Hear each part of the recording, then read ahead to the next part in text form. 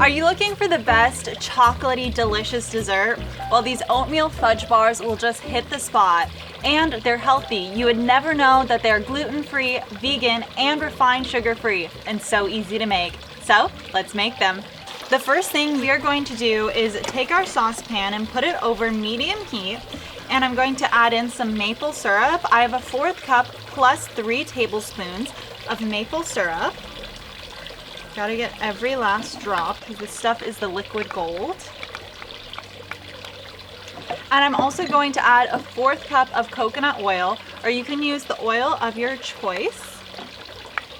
Now that our coconut oil is completely melted down and combined with our maple syrup, we can add in our oats. And I have 1½ cups of oats. And we can just stir this in, and we're going to cook it until it becomes really nice and sticky. Now that all the liquid has been absorbed into our oats, we can remove this from the heat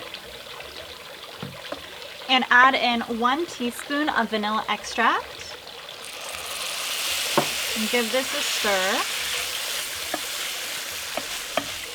Along with just a dash of pink salt to balance out the sweetness. There always needs to be a little salt in there.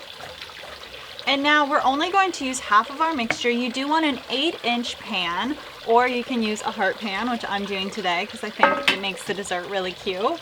And I'm going to add half of my oat mixture into the pan. Be careful because this mixture is really hot and I have burned my tongue so many times. Also, my dog is barking because we have a new neighbor dog and she's very excited about it. So now I'm just going to pop this in my freezer for about 10 minutes to help it set up while I melt together my fudgy filling.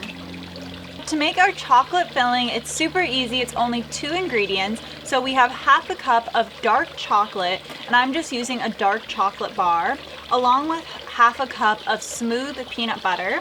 And I am just going to pop this in, not dump it out, pop this in my microwave, checking every 20 seconds and giving it a stir until it's completely melted.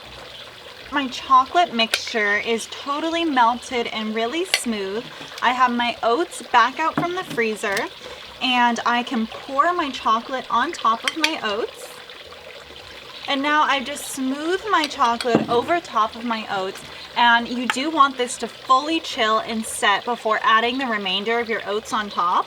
So you can put this in your fridge, but I like to put it in my freezer for about 30 minutes, and then my chocolate's usually totally firmed up by then. So let's do it.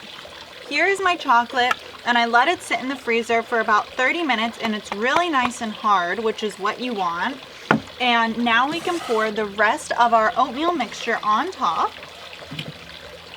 I like to get in with my fingers just because you have a little bit more ability to press all those oats down. Okay, so now that your oats are really firmly pressed into your chocolate, we are going to pop this back into our freezer for another 30 minutes.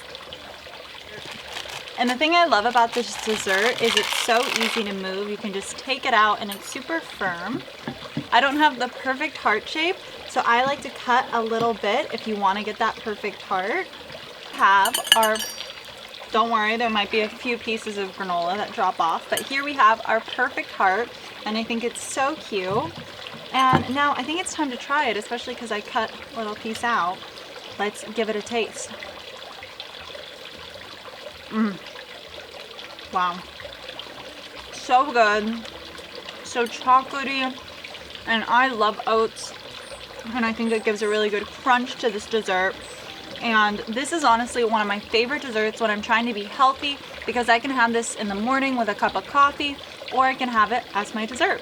So please let me know if you try this delicious oatmeal fudge bar and what you think in the comments down below. Also, if you'd like to see a few more healthy, delicious desserts, there should be a playlist right here or over here. Thank you so much for watching, and I hope to see you next Sunday.